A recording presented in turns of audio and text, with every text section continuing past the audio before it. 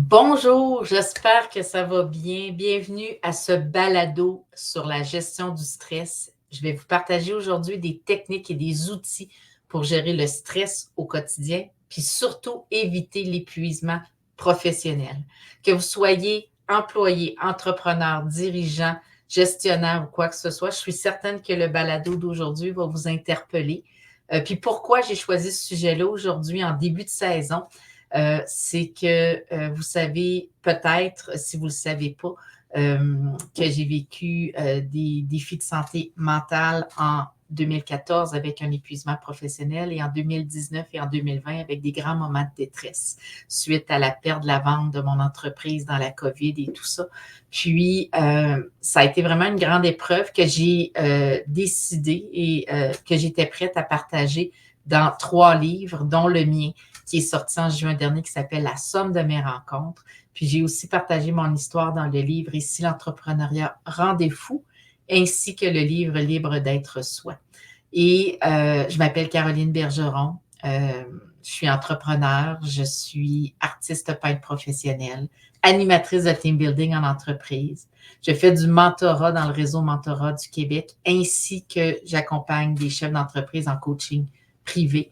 Puis, je suis auteure, conférencière et le balado dans la tête d'Aro, pour moi, c'est un outil pour vous faire entrer dans mon univers, faire entrer dans ma tête. C'est pour ça que ça s'appelle Dans la tête d'Aro, mais surtout pour vous aider, pour vous permettre de normaliser, dédramatiser, relativiser nos situations, nos enjeux, puis d'être capable d'avoir des outils qui font du bien.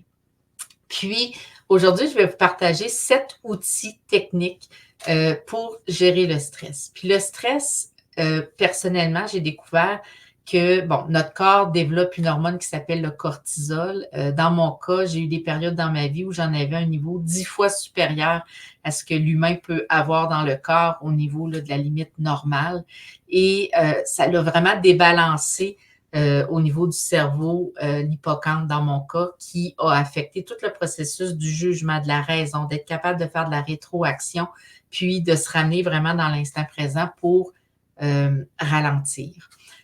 J'étais comme un train en train de dévaler une pente et plus de frein. Fait que, bref, la seule chose qui pouvait m'arrêter, c'était de frapper un mur et je l'ai frappé solide. Puis depuis, j'ai mis en place des techniques et des outils pour me préserver, pour me permettre d'équilibrer la gestion de mon stress ou de mon anxiété face à l'anticipation du futur ou face à des croyances, des conditionnements, des traumatismes du passé qui m'habitent encore aujourd'hui et qui viennent affecter finalement tout le senti que je ressens physiquement et psychologiquement au niveau du quotidien.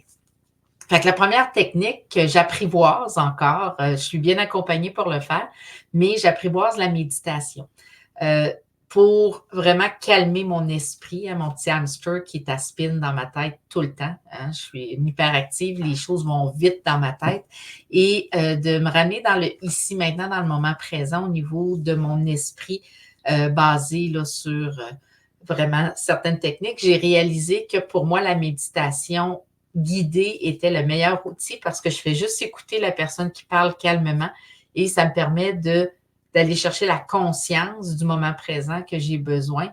Mais si je m'assois sur un petit banc puis que j'essaie de méditer toute seule, je vous le dis, c'est une horreur. Mais la méditation guidée, pour moi, me fait vraiment du bien, fonctionne et je me sens tellement bien. Après, je me sens beaucoup plus légère. Un deuxième outil ou une technique que j'ai mis en place, c'est que je reste focus sur mes priorités. Malgré le fait que j'ai de la difficulté à intégrer certains autres points que je vais vous partager, je tiens toujours, excusez-moi le bruit, une petite liste de tâches hebdomadaires que je souhaite accomplir dans la semaine. Certaines to-do lists vont être faites aussi à chaque jour, mais je reste toujours alignée sur ce que je vais faire aujourd'hui est aligné sur mon plan de l'année. Je fais un tableau de visualisation qui me permet d'identifier mes grands objectifs et au quotidien, je me reconditionne à rester focus parce qu'on reçoit un nombre incalculable d'informations, de promotions, de formations, de produits à vendre et autres. Puis c'est toujours quelque chose qui peut être très stimulant.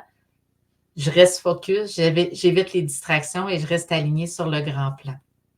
Ça, c'est une technique qui m'aide vraiment beaucoup de maintenir des listes, mais surtout de faire mon tableau de visualisation pour établir mes priorités. Le troisième point que j'ai de la difficulté à être constante, c'est bouger. Bouger, aller marcher, faire un sport, faire une activité qui nous ramène dans l'activité physique, augmentation des battements cardiaques, admiration aussi, tout ce que ça développe. Alors, le fait de bouger, ça développe une hormone qui s'appelle l'endorphine. Puis l'endorphine, c'est l'hormone du bonheur. Donc, même si d'aller bouger, des fois, c'est difficile, on se sent toujours mieux après, pendant et après. Puis on est fiers de nous parce qu'on sait que c'est bon pour notre santé physique et notre santé mentale. Dans mon cas, bouger en vacances, ça va super bien. Dans le quotidien, des fois, la liste des tâches prend toute la place, mon esprit de terminer, c'est ce que j'ai commencé et autres, fait des fois que facilement, je vais tasser une activité physique ou un entraînement ou autre en me disant je vais y aller plus tard ou autre, puis c'est fini que j'y vais pas. Fait que je suis pas très fière de moi de vous le dire dans le balado. Je suis humaine, je suis pas parfaite, mais j'ai à travailler sur ça, mais je sais que c'est ce qui va me faire le plus grand bien et pour ma santé et pour préserver tout mon mécanisme biologique. Après ça, j'ai fait un balado aussi sur le sujet de l'équilibre vie personnelle et professionnelle. La gestion du stress passe par un certain équilibre. Hein. On peut être bien dans le déséquilibre, c'est parfait, mais si on maintient ce déséquilibre-là trop longtemps ou qu'il y a la culpabilité qui embarque par rapport à la charge de travail qu'on s'impose ou quoi que ce soit, puis qu'il y a des dommages collatéraux près de la famille, les amis et même pour nous, au niveau de notre santé mentale, bien, moi, je vous dis de maintenir un équilibre. Puis si vous voulez des outils et aller plus en profondeur sur comment garder l'équilibre travail-famille, je vous invite à aller dans le précédent balado que j'ai fait. L'alimentation. Je suis souvent en déplacement, en voyage pour mes expositions, des activités réseautage à travers le Québec. Et je me rends compte que lorsque je suis dans ce tourbillon-là de déplacement, je mange moins bien. Dans les restaurants, souvent en restauration rapide, parfois dans ma voiture. Et je me rends compte que ça a un impact direct sur comment je me sens. Lorsque je prends le temps de cuisiner, je prends le temps de définir ma liste de repas, d'avoir des crudités, d'avoir des fruits coupés, que je prends le temps de bien préparer ma journée, je me sens beaucoup mieux mentalement et je sais que c'est bon aussi pour mon corps. Fait avoir une alimentation saine, de prendre le temps de bien manger, manger moins vite, diminuer les portions et manger des aliments qui sont sains, bien sûr.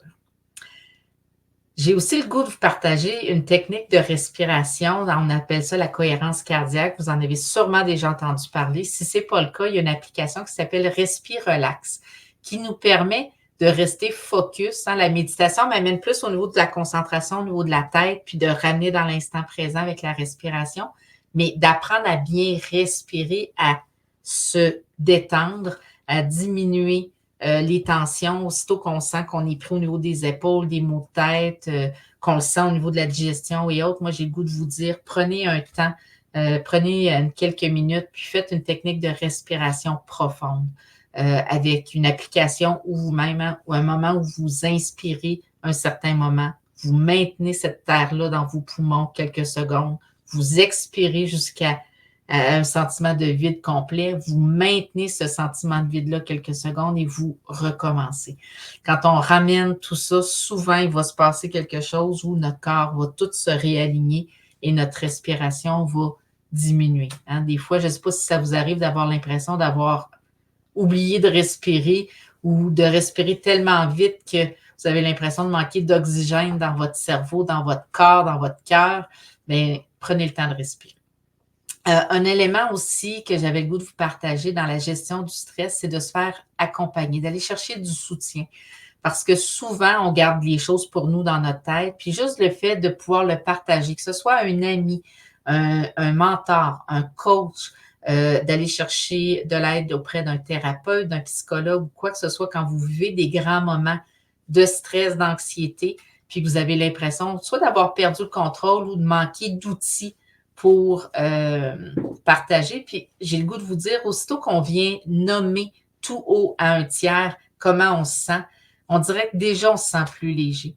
Donc, de ne pas hésiter à aller chercher du soutien, ça vaut la peine et ça fait une immense différence.